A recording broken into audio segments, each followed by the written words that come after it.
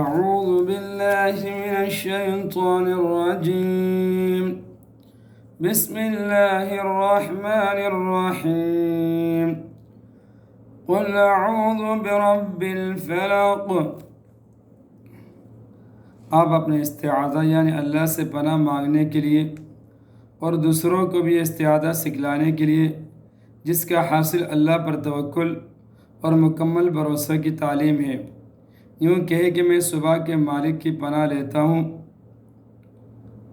من شر ما خلق، تمام مخلوقات کے شر سے، ومن شر غاسق اذا وقب، اور بالخصوص اندھیری رات کے شر سے جب وہ رات آ جاوے۔ رات میں شرور و آفات کا احتمال ظاہر ہے۔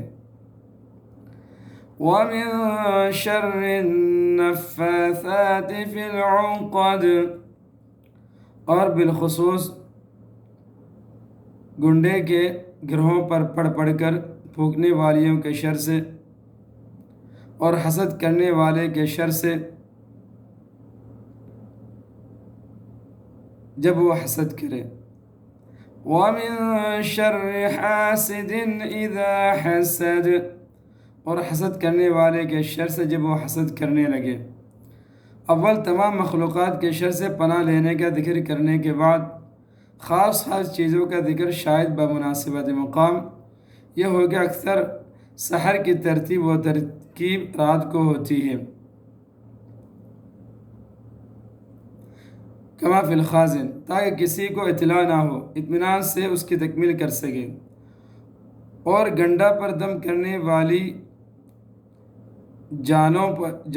یا عورتوں کی مناسبت اس جگہ ظاہر ہے کہ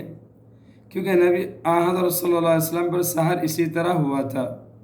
خواہ مرد نے کیا ہو یا عورتوں نے، کیونکہ لفظ نفاثات کا موصوف نفوس بھی ہو سکتے ہیں جو مرد عورت دونوں کو شامل ہے، اور عورتیں بھی اس کی موصوف ہو سکتی ہے۔ رسول اللہ صلی اللہ علیہ وسلم پر جو یہودیوں نے سحر کیا تھا اس کا اصل منشا حسد تھا۔ اس طرح سحر کے متعلقہ جتنی چیزیں تھیں سب سے استعاذہ ہو گیا، اور باقی شرور و آفات کو شامل کرنے کے لیے من شر ما خلق فرما دیا۔ اور آیت میں جو اللہ کی صفت رب الخلق یعنی صبح کا مالک ذکر کی گئی، حالانکہ اللہ تو صبح اور شام سبھی چیزوں کا رب اور مالک ہے، اس تخصیص میں شاید اشارہ اس طرف ہو کہ جیسے اللہ تعالیٰ رات کے اندھیرے کا ازالہ کر کے صبح کی روشنی نکال دیتا ہے، اس طرح سحر کا بھی ازالہ کر سکتا ہے۔ بسم اللہ الرحمن الرحیم قل اعوذ برب الناس، آپ کہے کہ میں آدمیوں کے مالک، ملک الناس، آدمیوں کے بادشاہ، الہ الناس، آدمیوں کے معبود کی پناہ لیتا ہوں، من شر الوسواس الخناس، وسوسہ ڈالنے والے، پیچھے ہٹ جانے والے شیطان کے شر سے۔ پیچھے ہٹنے کا مطلب ہے کہ حدیث میں کہ اللہ کا نام لینے سے شیطان ہٹ جاتا ہے۔ الذی یوسوس فی صدور الناس، جو لوگوں کے دلوں میں وسوسہ ڈالتا ہے، خواہ وہ وسوسہ ڈالنے والا جن ہو، من الجنۃ والناس، وہ وسوسہ ڈالنے والا چاہے جن ہو یا آدمی، یعنی